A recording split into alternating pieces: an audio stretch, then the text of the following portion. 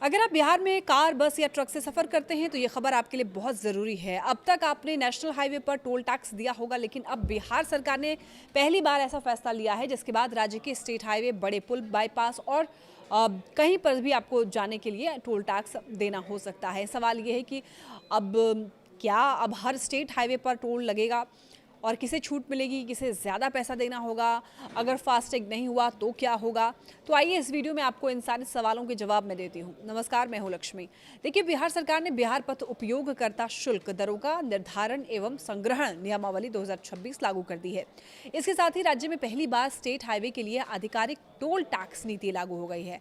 यानी अब सिर्फ नेशनल हाईवे ही नहीं बल्कि राज्य सरकार के अधीन आने वाली कई सड़कें, बड़े पुल, बाईपास और सुरंगें भी टोल के दायरे में आएंगी। लेकिन सबसे जरूरी बात यह है कि हर सड़क पर एक जैसा टोल नहीं लगेगा। सरकार ने सड़क की चौड़ाई और लेनों की संख्या के आधार पर अलग अलग नियम बनाए हैं। अगर सड़क 4 लेन या उससे ज्यादा चौड़ी है तो पूरा यानी कि 100% टोल देना होगा। अगर सड़क 2 लेन से बड़ी, लेन 4 लेन से छोटी, तो निर्धारित टोल का 60% ही लिया जाएगा। और अगर सड़क की चौड़ाई करीब करीब 5.5 मीटर है तो केवल 50% टोल देना होगा। और राहत की बात यह है कि 5.5 मीटर से कम चौड़ी सड़कों पर कोई टोल टैक्स नहीं लगेगा। और अब बात करते हैं आखिर कितना पैसा देना होगा। देखिए, सरकार ने अलग अलग तरह के वाहनों के लिए प्रति किलोमीटर की दर भी तय कर दी है। कार, जीप, वैन और अन्य हल्के वाहनों के लिए ₹1.25 प्रति किलोमीटर, और वहीं छोटे कमर्शियल वाहनों जैसे कि मिनी बस हो गई या फिर छोटे मालवाहक वाहनों के लिए ₹2 प्रति किलोमीटर। बस और 2 एक्सल वाले ट्रकों के लिए यहाँ पर ₹4.25 प्रति किलोमीटर। वहीं 3 एक्सल वाले कमर्शियल वाहनों के लिए ₹4.60 प्रति किलोमीटर।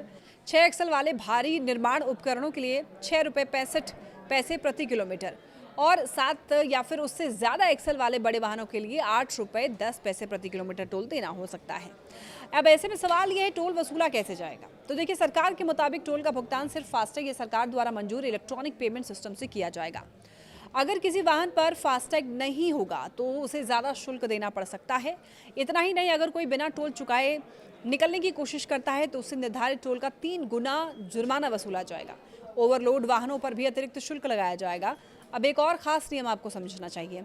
अगर किसी सड़क परियोजना में बड़ा पुल शामिल है तो टोल की गणना सामान्य दूरी से अलग तरीके से होगी।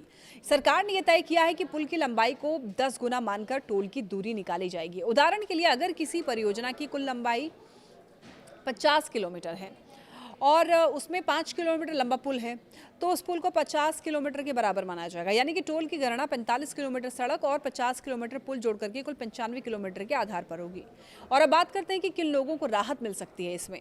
देखिए, सरकार ने कुछ वाहनों को पूरी तरीके से टोल टैक्स से छूट दी है। इनमें शामिल है 2 पहिया वाहन, 3 पहिया वाहन, ट्रैक्टर, कंबाइन हार्वेस्टर और पशु चालित वाहन। हालांकि जहां सर्विस रोड उपलब्ध होगी वहां पर ये छूट लागू नहीं होगी। इसके अलावा रोजाना एक ही रास्ते से आने जाने वाले लोगों के लिए भी राहत दी गई है।